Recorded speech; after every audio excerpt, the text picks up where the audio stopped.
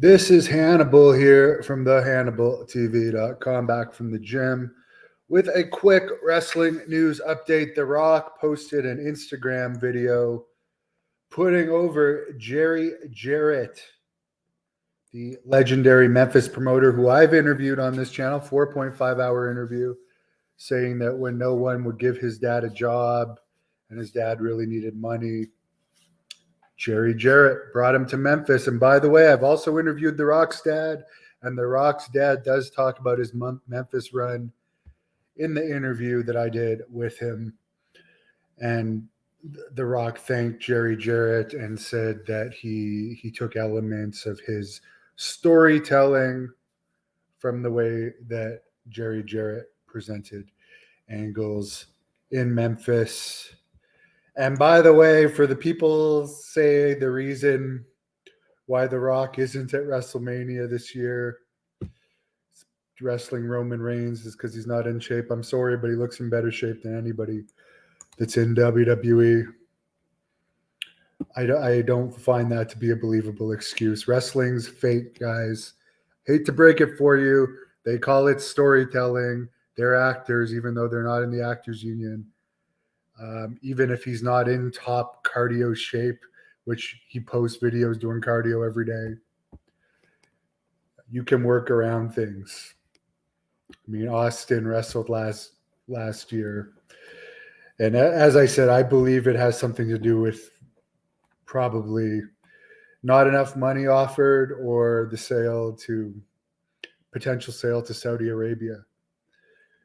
But also, The Rock's daughter, Ava Raine, is no longer going to be called Ava Raine in NXT. It's just going to be Ava. And by the way, as I said in my other news updates, and I'm still unbelievably shocked at this, you could still get a fifth row ticket for $8,416 to WrestleMania Goes Hollywood, even though supposedly Batista, Austin, and The Rock aren't appearing. You would think charging that much with all the money that they make, record profits now, they would at least try to have a good amount of their Hollywood stars involved in that WrestleMania. By the way, Jack Kilby on the Great North Wrestling podcast tonight has interviewed the author of the Sheik's book. And I haven't listened to the whole thing, but I've listened to the first part, and I liked it. Robert, what's up? Just getting back from the gym. And Jason, my day's been great. Frogball said money. Yeah, I mean, I just don't believe that he's not in shape, guys. You can't tell me that this guy is not in shape. I'm sorry. Wrestling is not that friggin' hard. Okay? I wrestled AJ Styles. I pinned him 2 times in one night in 2014, August of 2014. From 2011 to 2014, I stopped wrestling to go through my hepatitis C treatments. I only had the AJ Styles match was my 4th match back after being off like 3.5 years from wrestling, and I went half an hour. I'm not saying I'm the greatest wrestler. All I'm saying is wrestling it's not real. And a great wrestler like The Rock, the most successful financially and famous wrestler of all time, I'm sure he would have done just fine and put on a hell of an entertaining show. Oh, Jarrett, not Jeff Jarrett. I wish it was Jeff instead of Jerry. Jeff, I don't really like. I'll be perfectly honest with you. He seems like a very typical stooge type character, to be perfectly honest. Jason, any updates on superstar Billy Graham? His hearings come back after 2 months, but he is back in the Mayo due to kidney issues. I'll look on his Facebook right now. I talked to his webmaster, but the webmaster hasn't told me anything directly. Yeah, Valentine's Day, they were talking about his GoFundMe because they had to pay for an ambulance to take him back to the Mayo. And he had a procedure there that was unsuccessful, and they have to do more procedures. But yeah, some of his ear infection has improved, but he's still having other issues. So yeah, I mean he's not that much younger than Jerry Jarrett.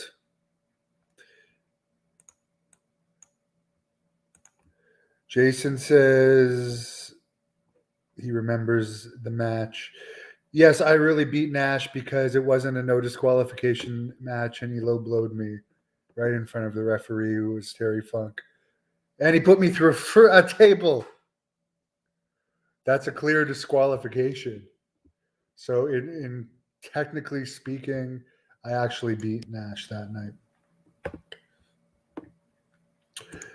I've told the story about Jeff Jarrett yesterday, I believe, in one of my podcasts about the thing where we already had an issue with a big show in front of 4,000 fans, the biggest show I ever put on, and Bret Hart changed his flight to get a later flight, and then he missed his connection, so he didn't show up. So the fans were already mad at that, and then Jeff Jarrett arrived, and he decided he wasn't going to wrestle that night. Anyways, that's fine. I just think he's overrated, and I also find it funny that Vince Russo pushed him more than anyone else ever pushed him. Vince Russo shoved Jeff Jarrett down our throats, and then he treats Vince Russo like shit. So I think that says a lot about the type of person Jeff Jarrett is. And there was years that he didn't talk to Jerry Jarrett. He took Dixie Carter's side over Jerry Jarrett. I am not from Osbury Park. I believe John Paz is from near there. Joe says he would love to see The Rock back one more time. Honestly, they practice at WrestleMania. It doesn't take much practice for the amount of matches The Rock has had. It really, really doesn't. Wrestling is overrated, and WWE matches are practiced move for move these days. It's not like they're going in there and calling it on the fly, especially if it was a tag team match or something, but it doesn't matter.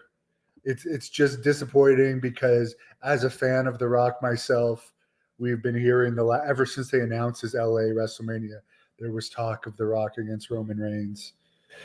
And that was disappointing. Who was the highest paid Great North Wrestling wrestler? That would be Kevin Nash. Although, actually, I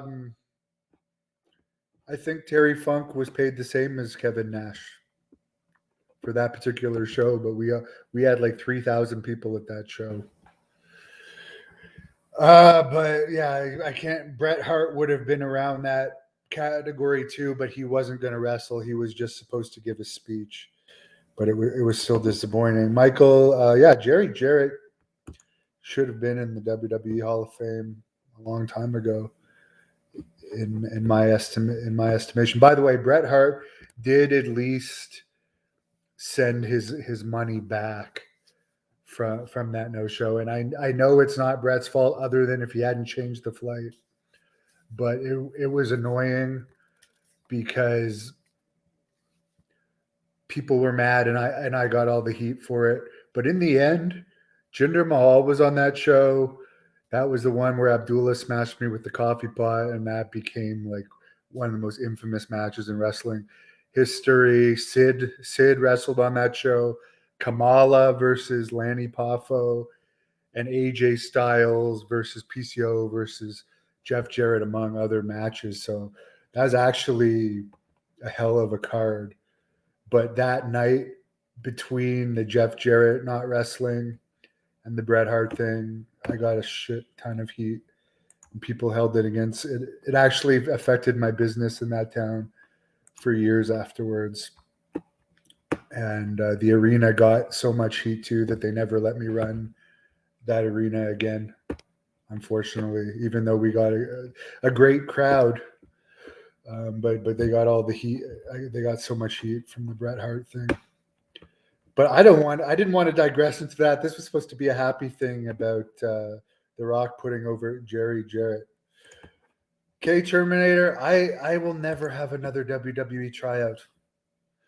I've already told this story. I had a contract. It was taken away due to having Hep C. Jerry Briscoe tried to get me an NXT tryout in 2016 after I was cured, 2 years after I was cured. They accepted me for the tryout. And then I'll even show you guys just for the fun of it, since this is late at night. Let's see if I still have the email. So I'll show. Yeah, here. This is funny.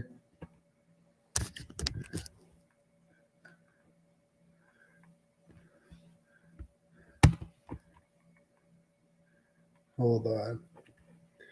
We are live, ladies and gentlemen. LIVE live. But I'm going to have to. I did find the email that's proof that I'm not making this up.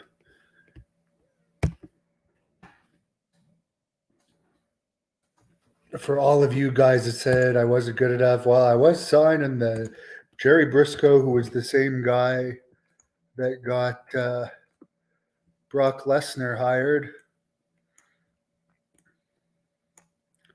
tried to get me hired. Hold on. Got to open up this whole. Hold on. Sorry, guys. We are live here. I'm almost done though. So April 19th, I was sent this of 2016, and the tryout was supposed to be May 18th to 21st, and they were going to pay for my flight and everything. Hold on.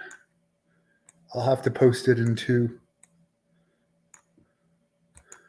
But they were talking to me like 7 weeks around this time. Sorry, this is turning into quite a news update, isn't it? And most of you are going to have tuned out by now. But I'll put it up just for the fun of it. Part 1 of the email. This was supposed to be for the tryout that they canceled on me. And by the way, Billy Graham was really happy about that too.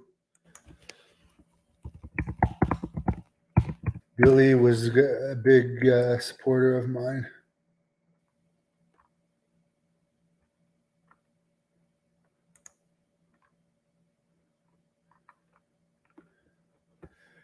But yeah, I guess this Robert Gordon guy was senior.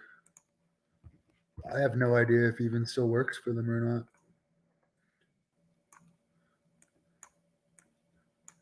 But then they uninvited me to the tryout before it happened and never provided a reason.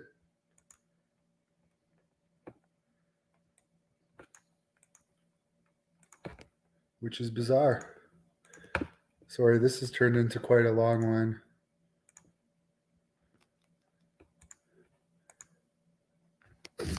That's the bottom half of the email. And then